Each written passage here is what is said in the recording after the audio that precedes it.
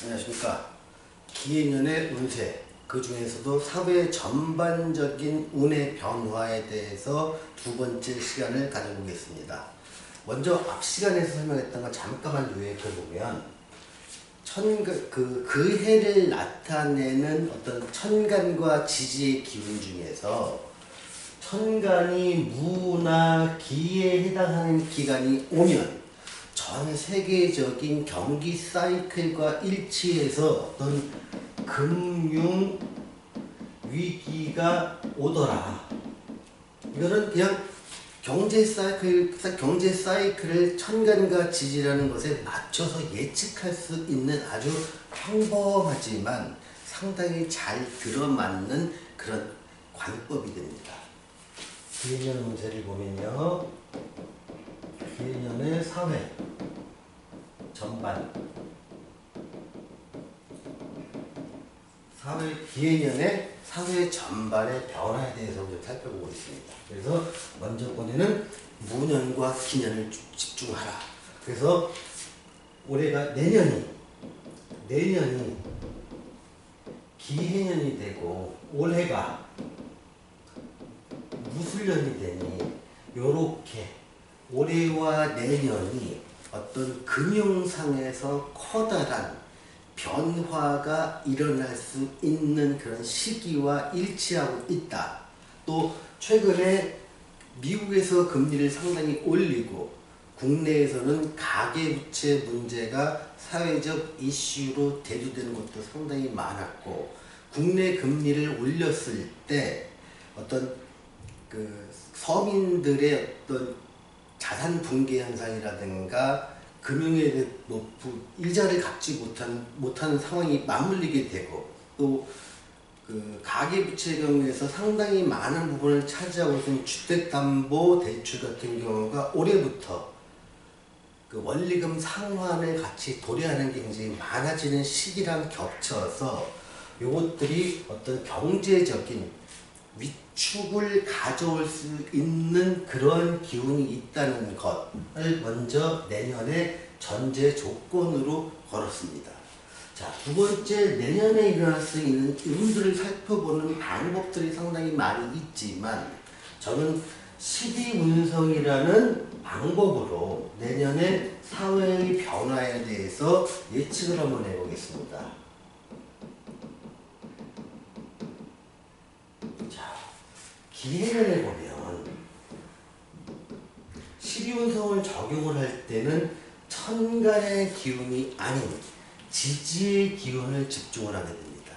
자, 천간의 기운은 어떤 경제의 전반적인 사이클에 영향을 줄 수 있다고 했고, 우리가 바라보는 거라고 볼 수 있으면, 그러니까 지지는 어떤 특정하게 현실적으로 나타나는 현상을 읽을 수 있는 그런 기운으로 작용을 합니다. 실제 팔자를 감명할 때도 이런 방법을 많이 쓰게 되죠.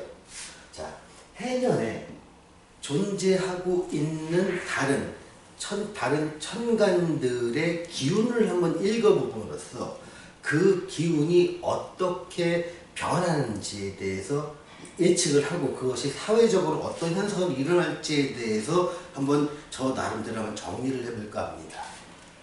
자, 요 기운 속에서 갑을, 병정, 무기, 경, 신, 임계, 이렇게 10개의 기운이 어떻게 존재를 하느냐, 이거 해라는 연애에 따라서 어떤 사회 현상들을 해석할 수 있는 모티브가 있습니다.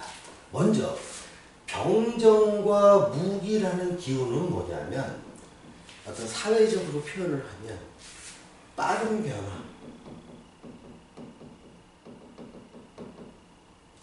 그리고 어떤 가시적 번영, 그리고 그 발전, 또 외형적 성장이라는 키워드를 갖고 있습니다. 그래서 이렇게 병정무기가 되게 활성화되는 시기는 언제냐면, 새해로 따지면 가령 뱀띠의 뱀의 해라든가 말의 해라든가 양의 해 요럴 때 요 기운이 상당히 강해져서 사회적으로는 가시적인 커다란 번영이나 적극적인 발전 같은 것이 확 일어나게 됩니다. 그래서 이걸 우리는 그냥 명리학적으로는 불의 기운, 불의 기운이라는 얘기를 합니다. 불의 기운은 사회적으로는 어떤 문명을 얘기할 수 있고 발전을 얘기할 수도 있죠. 그래서 요또 요런 기운이 강해지는 4년, 5년, 미년, 다시 말하면 뱀의 해, 말의 해, 양의 해. 이때는 사회적인 변화가 외적 성장으로 나타나기 마련입니다. 그런데 제가 여기서 포인트를 잡고 있는 건 뭐냐면 이 해년에는 요 기운이 굉장히 세력을 잃습니다. 세력을 상실하죠. 그렇다는 얘기는 뭐냐면 내년부터 3년간은 과거에 우리가 뱀의 해, 말의 해, 양의 해 보여줬던 사회적 발전 이런 것들은 가시적인 성과를 거두기가 어렵다는 겁니다. 이때를 경기가 활성화됐다고 표현한다면 다가오는 해년, 자년, 충년에는 요 기운들이 힘이 없으니 경기가 위축된다고 볼 수 있는 것이지요. 자, 경기가 위축된다는 것은 뭐냐면 사람들한테 많은 시사점을 줍니다. 어떤 경기가 활성화됐을 때 잘 팔리는 물건이 있고 경기가 위축됐을 때 잘 팔리는 물건이 서로 다르게 됩니다. 가령 경기가 활성화됐을 때는 커다란 가전제품이나 신제품 또 새로운 기능이 많은 것들 사람들의 시각을 자극하는데 가격에 상관없이 갖고 싶은 욕구를 자극하는 그런 제품들이 잘 팔리게 되고 경기가 위축됐을 때는 가시적인 것보다 가격 대비 성능비 기왕이면 가격에 훨씬 더 민감해지는 그런 시기가 되는 것이죠. 그래서 개인 사업을 하는 사람들도 보면 아이템을 경기 활성화 시대의 아이템은 앞으로 3년간은 경기 위축된 시대의 아이템으로 바꿔줄 때 지속적인 영업이익을 누릴 수 있지 않을까 생각이 듭니다. 또 하나 경과신이라는 글자는 뭐냐면 얘는 전통적으로는 금의 기운이라는 얘기를 하지만 실제로 어떤 12운성 관점에서 봤을 때는 얘는 현금 흐름입니다. 그러니까 그 사회에서 얼만큼 유동성을 공급하느냐, 그러니까 부채를 개인들이 부채를 쉽게 빌릴 수 있느냐 없느냐 판단하는 것들을 얘들의 기운으로 바라보고 있습니다. 그럴 때 경이라는 것들은 실제로 보면 어떤 대중성의 부채를 말하고요. 신이라고 하면 어떤 사람들의 차별된 능력에 따른 부채를 빌릴 수 있는 규모를 말합니다.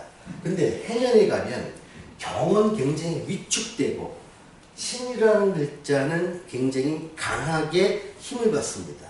그래서 내년 요 마찬가지 자년도 마찬가지고 충년도 마찬가지입니다. 해자 충년에는 어떤 대중이 부채를 빌리는 데는 상당히 위축되겠지만 어떤 신용 등급이 좋은 사람이나 아니면 큰 자본을 유치하는 사람의 입장에서 보면 충분히 자금을 유치할 수 있는 여력이 과거보다 더 선별적으로 좋아질 수 있다는 것을 뜻합니다.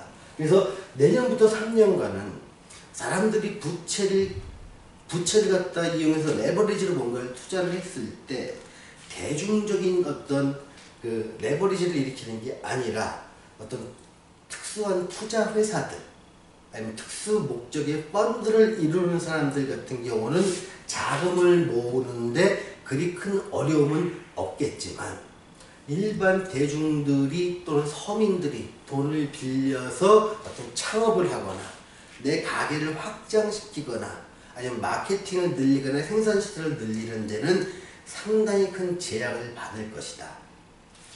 자, 임계 요 기운은 해자 충년에 굉장히 강한 기운을 갖습니다. 요게 사회적으로 의미하는 바는 뭐냐면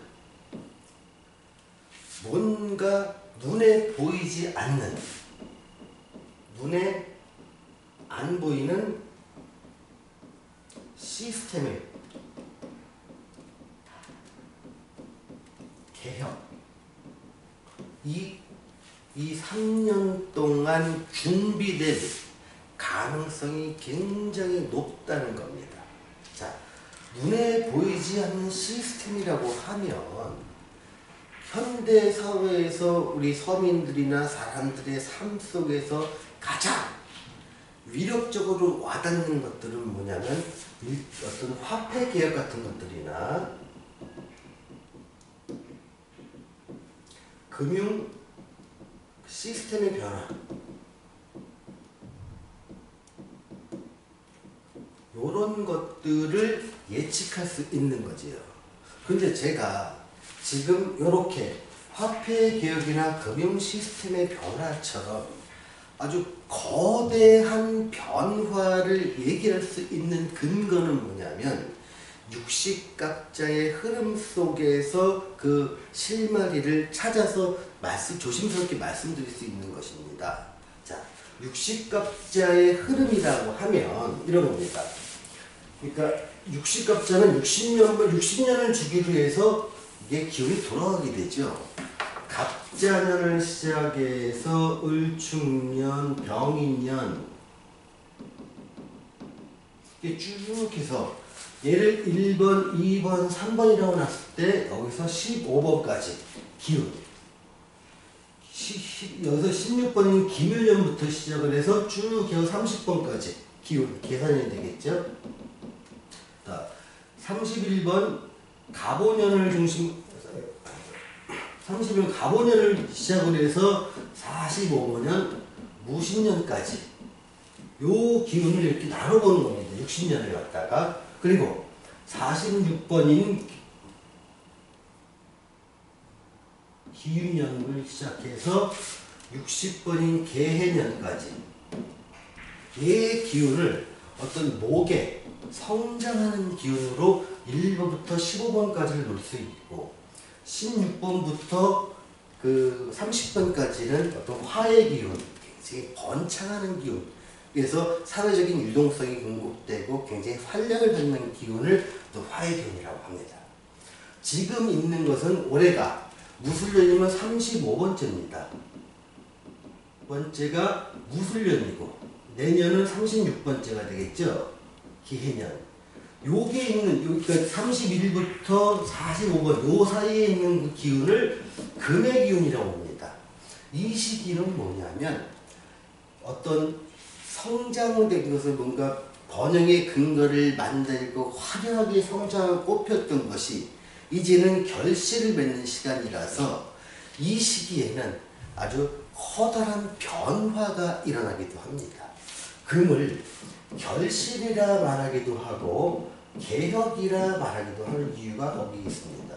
어떤 가진 사람, 내가 충분히 벌 사람은 이 시기에 이때 벌렸던 거대한 규모의 프로젝트의 이익을 보는 시간이 요게 31번부터 45번까지가 주어져 있는 그런 시간대인 거고, 그래서 이 금의 올해가 무술년 기해년이 요 금이라는 기운에 속해 있기 때문에 제가 어떤 커다란 금융개혁이라든가 화폐개혁이라든가 시스템 개혁이라든가 이렇게 커다란 사회적 변화를 예측하는 근거로 쓰게 된 것입니다.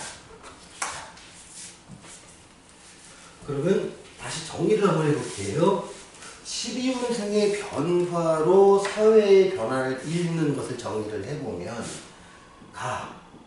큰 발전, 외형적 변화는 없을 것이다.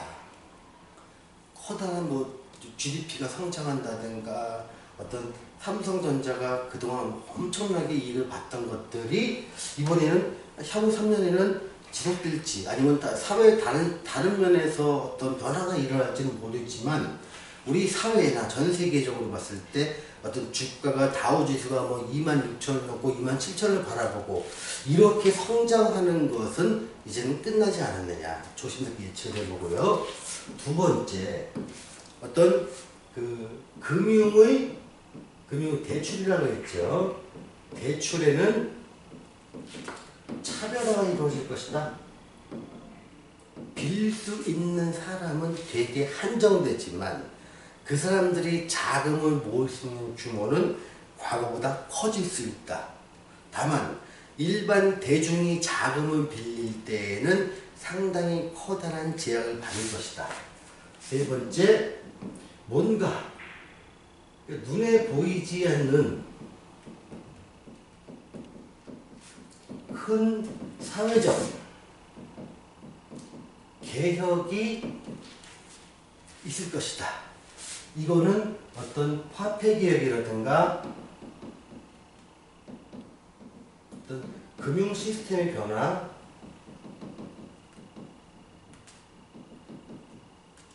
이런 것들이 동반되는 정도의 커다란 규모의 변화가 있을 것이다. 그래서 이렇게 기회년의 사회 전반 변화를 보면 어떤 금융위기라는 것을 지금은 어느 정도 고려를 해봐야 되지 않겠느냐.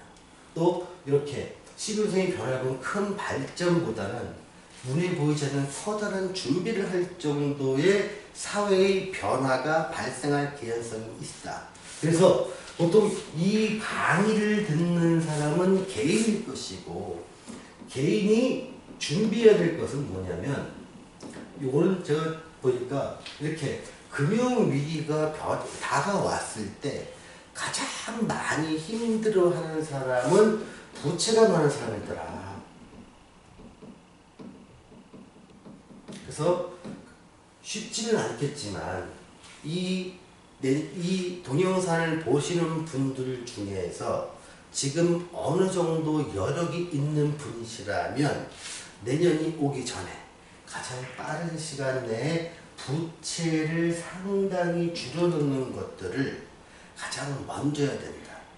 또 하나, 어떤 개인 사업을 하는 사람 같은 경우에는 사회의 변화가 크게 있을 수 있는 가능성이 크니까 아이템을 불황기에 맞는 걸로 전환하는 것들도 하나의 방편이 될 수 있더라. 또 하나, 어떤 부동산 같은 경우는 앞비대에서 얘기했지만 충년도에 전통적으로 가장 싼 값을 보이니 지금 부동산을 구입하는 사람은 기해년, 경자년, 신축년, 19년, 20년, 21년, 20년 말이나 21년 정도의 부동산은 구매하는 것이 좋겠다. 지금보다는 싸질 수 있는 개연성이 명리학적으로는 이해가 된다. 이렇게 몇 개의 변화를 예측해 볼 수 있겠습니다. 아무쪼록 이런 변화들을 또 실제로 이런 일이 일어나면 안 되겠지만 혹시 작은 이거의 일부라도 일어났을 때 이 동영상을 보시고 미리 대비를 하시는 분들이 있으시다면 그리고 그런 대비로 인해서 여러분들의 삶이 조금 불안정 정도가 완화된다면 저는 충분히 감사한 마음을 올리겠습니다. 감사합니다.